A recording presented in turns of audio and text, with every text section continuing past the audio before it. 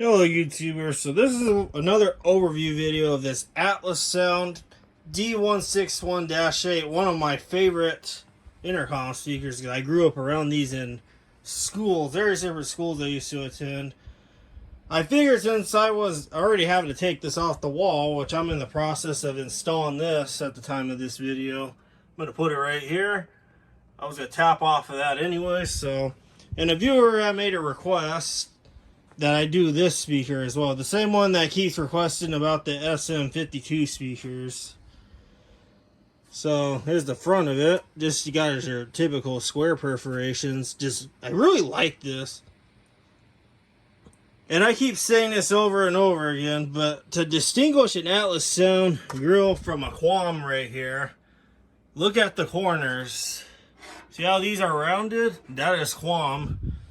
Atlas Sound, it's got really sharp pointy corners, and then the Lowell ones, those have pointy corners too, but the screws are more in. They're more in. That's how you can distinguish the difference between all these grills or baffles, the square perforation type. Now this one here is a more modern D161-8 because the basket's black, and also they just went with the silver sticker here. There are so many different variations of this, but they're all pretty much the same. They're going to have the same transformer taps, unless you go back to the ones from the 80s. They made these all the way back into, I believe, the 80s or the 70s, which it can be found in that Soundelier catalog. Maybe I'll put a screenshot of that in this video.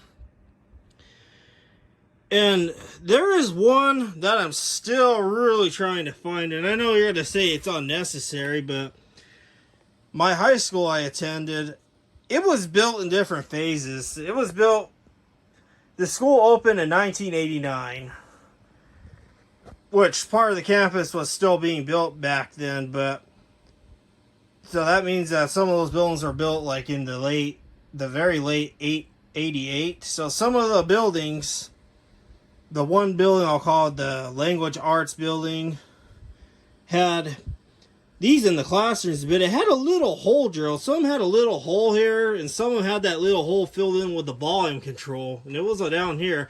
I actually happen to have a picture of some of those speakers with the volume control. I'll put those also in the video, a photo of those. They had a little volume knob. I really like to find those. And I remember looking at the blueprints for my high school, and it specifically said Soundelier speaker on it. I don't remember what model. And also, I cannot find that one in the catalog, so that's kind of weird. Maybe those ones are custom, but they're all drilled in the same place around right here. Now, this one here, some of the really early ones of these did not have this backer plate, as I'll call it. This backer plate here, it's just so that way you don't see a giant circle, but also it helps make the speaker louder. But those speakers in that building, I've noticed that those ones are really quiet. Really quiet compared to another building that was built in the 90s. Well, I believe in 1990. That one I'll call the math building, because that's where all the math classes were. But during that time, it looked like it's transitioned from Soundelier to Atlas Sound, because those ones, the paint was different. It was like this instead of that glossy polar white paint, as they call it. And also, those ones had the backer plates on them, because those ones were so much louder in that building. And compared to the Language Arts building and also the Science building, those other two buildings did not have that backer plate. You don't even have a hard time hearing the announcements. It's weird. But yeah, this backer plate's really important. There's a transformer up close. So now I'm sure you're ready to hear some music out of this. Out of one of my favorite intercom speakers. So here we go.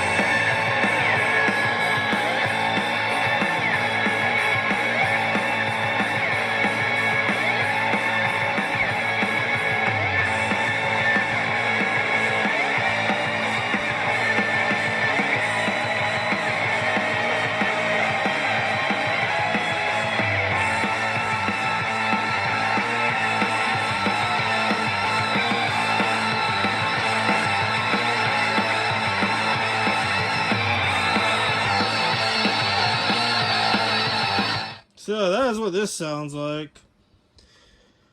And I forgot to mention, there is another variant of this, and that one has no screws. There is this one video, I believe it's called Unidentifiable Intercom Speaker Playing Christmas Music.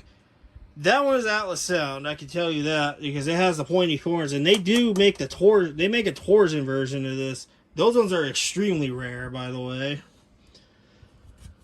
So yeah, it's a cool speaker.